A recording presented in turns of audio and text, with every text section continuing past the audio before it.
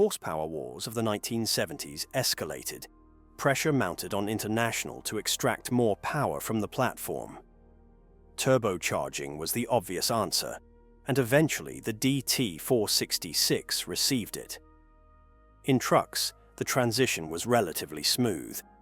Turbocharged DT466 engines delivered improved performance without fundamentally altering the engine's character. The bottom end was strong, the cooling system adequate, and the power levels remained within reasonable limits. In medium-duty service, the turbocharged DT466 became even more respected, combining durability with enough performance to keep up with traffic and haul heavier loads efficiently. The real trouble came when the engine was pushed beyond its original intent in agricultural applications. As tractors grew larger and farmers demanded more power, early turbocharged DT466 engines found themselves working at the edge of their mechanical limits. Boost pressures rose, fuel delivery increased, and exhaust temperatures climbed.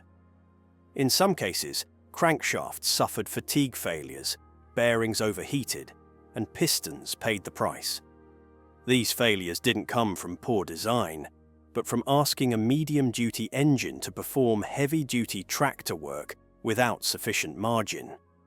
Farmers noticed, and word spread quickly.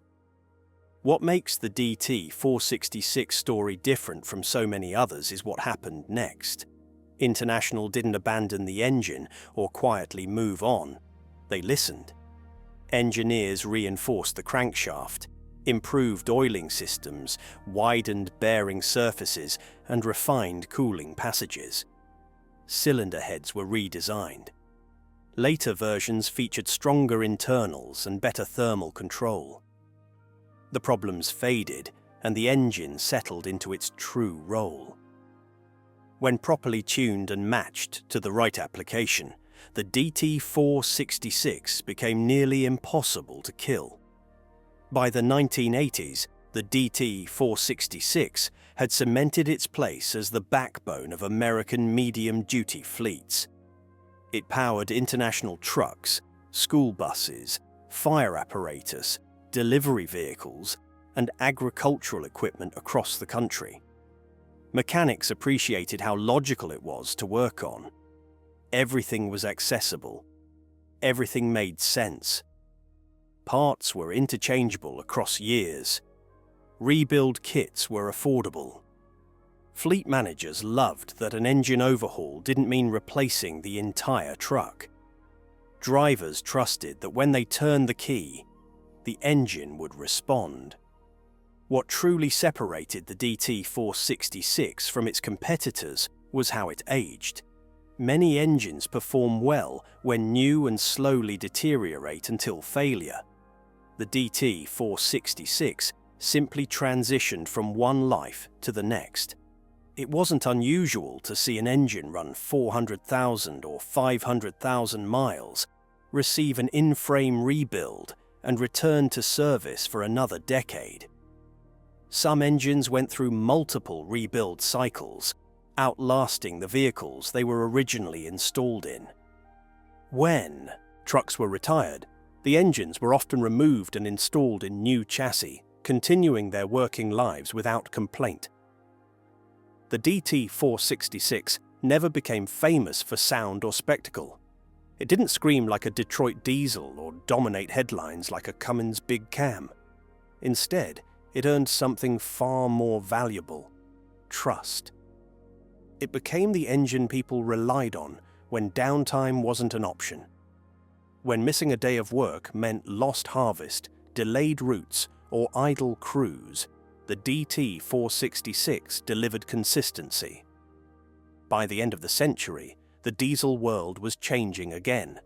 Electronics, emissions regulations, and complexity were creeping into every engine design.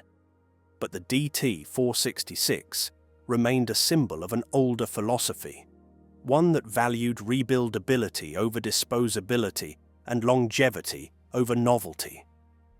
Its reputation wasn't built in laboratories or advertisements. It was built in cold mornings, long days, and countless miles where failure simply wasn't acceptable. The DT466 wasn't the most powerful engine International ever built, and it was never meant to be. It was designed to survive. And in that mission, it succeeded better than almost any diesel engine before or since. As the 1990s approached, the diesel engine landscape began shifting in ways that threatened everything the DT466 represented. Emissions regulations tightened, electronic controls replaced mechanical simplicity, and manufacturers were forced to adapt to a world that valued cleanliness and efficiency as much as durability. International introduced electronic fuel control to the DT466 in the mid-1990s, marking a significant departure from the purely mechanical engines that had built its reputation. On paper, this should have been the beginning of the end. Electronics added sensors, wiring, and control modules that many fleet owners feared would undermine the engine's legendary simplicity. But the DT466's underlying structure was so robust that the transition didn't compromise its longevity. The block was still massive. The crankshaft still rode on 7 main bearings. The wet sleeve design still allowed in-frame rebuilds that few competitors could match. Even with electronic injectors and control modules, the engine retained its ability to be serviced rather than replaced. What truly distinguished the DT466 during this era was how forgiving it remained. While newer engines demanded perfect maintenance schedules and dealer-only diagnostic equipment, the DT466 tolerated real-world conditions. Oil changes were missed, filters were pushed too far, cold starts were harsh, and still the engine kept running. When problems did arise, they were usually isolated to peripherals rather than catastrophic internal failures. Injectors could be replaced, sensors could be swapped. The core engine almost always survived. By the late 1990s and early 2000s, the DT466 had become nearly synonymous with school buses across America. Districts favored it not because it was modern or sophisticated, but because it simply refused to quit. Buses accumulated hundreds of thousands of miles, often idling for hours each day, starting in sub-zero winters and running in extreme summer heat. The DT466 thrived under these conditions.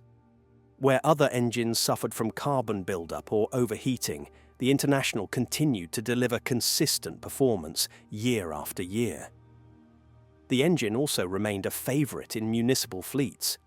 Snowplows, dump trucks, fire apparatus, and utility vehicles relied on the DT466 because downtime wasn't just inconvenient, it was dangerous.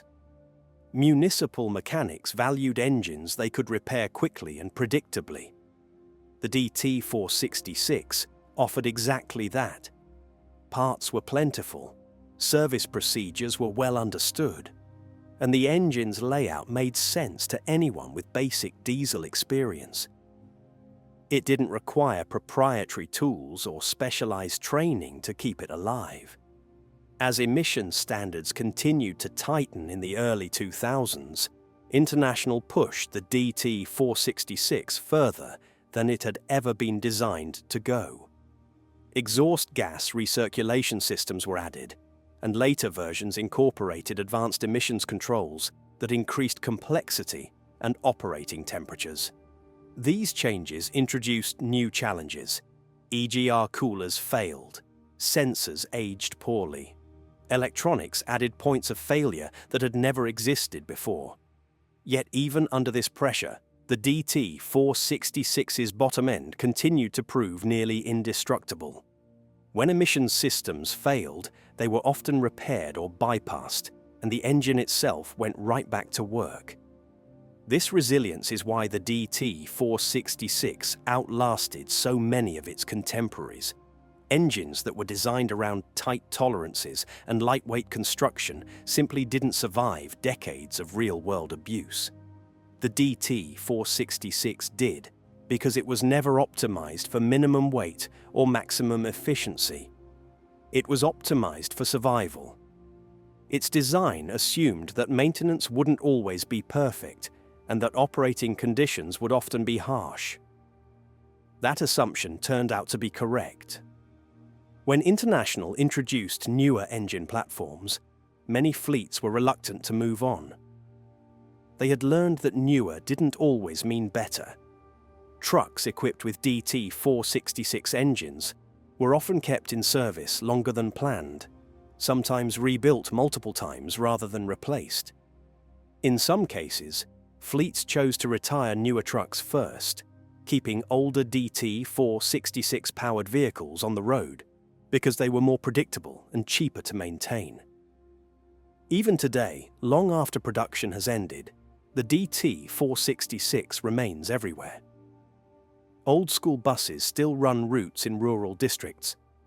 Farm trucks haul grain one more season. Utility vehicles sit in sheds, waiting for the next emergency call. In many cases, these engines have been rebuilt 2 or 3 times, each rebuild extending their lives by hundreds of thousands of miles. The trucks around them rust, electronics fail, and interiors fall apart, but the engine keeps turning. What makes the DT466 truly remarkable is that its reputation spans generations. Older mechanics respect it because they understand it. Younger mechanics appreciate it because it doesn't punish mistakes. It teaches fundamentals rather than hiding them behind software. It rewards careful work, but it doesn't demand perfection. In an industry that has grown increasingly complex, the DT466 stands as a reminder of a different philosophy, one where engines were built to be maintained rather than replaced. The DT466 never claimed to be revolutionary. It didn't redefine diesel technology or chase extreme performance. Instead, it quietly proved that durability, rebuildability, and common-sense engineering could create something timeless. Its success wasn't measured in horsepower charts or marketing campaigns, but in years of uninterrupted service and countless jobs completed without incident. In the end, the DT466 represents more than an engine. It represents an approach to engineering that valued the people who depended on the machine as much as the machine itself. It was built for farmers, drivers, mechanics, and fleets who needed reliability more than innovation. And in serving them faithfully for decades, it earned a reputation few engines will ever match. The International DT466 didn't need to be remembered as the best or the strongest. It became something far rarer. It became the engine people trusted when failure wasn't an option. And that is why, long after newer designs have come and gone, the DT466 is still working.